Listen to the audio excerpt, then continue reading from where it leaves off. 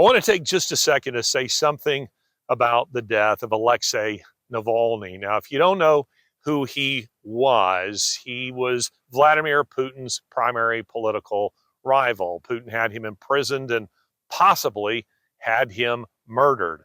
By now, maybe you have seen Joe Biden's press conference where he says that it is all Putin's fault. Probably true.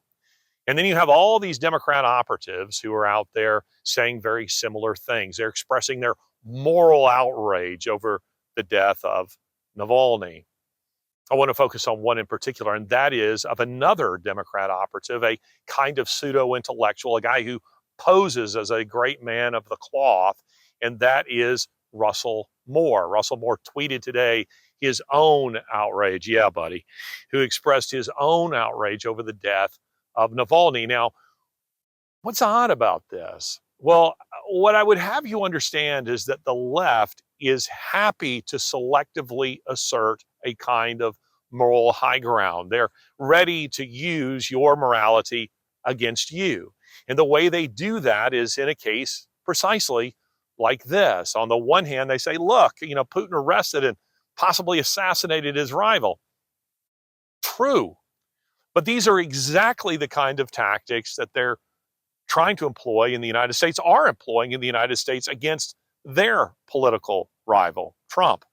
Is Biden expressing outrage over that? Russell Moore expressing outrage over that? How about when we talk about what they're doing with children, their very sordid sexual agenda with children in the United States?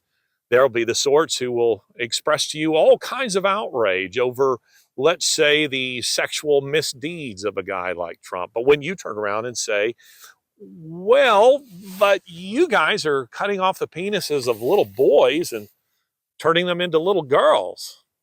You're having drag queen story hours. I mean, you're grooming children. Has Biden expressed his outrage over that? Russell Moore? I don't think so.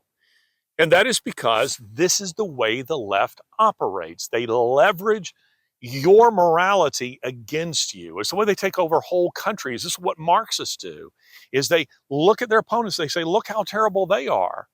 But they want you to ignore the fact that they are using exactly the same tactics. And let me also say this, be careful that in being against one, in this case, in my opinion, say Russia and Ukraine and the United States, the three major players in this war, in being against one, it shouldn't make you necessarily for the others. In my opinion, there are no good guys in this war, least of all the United States. There are only victims.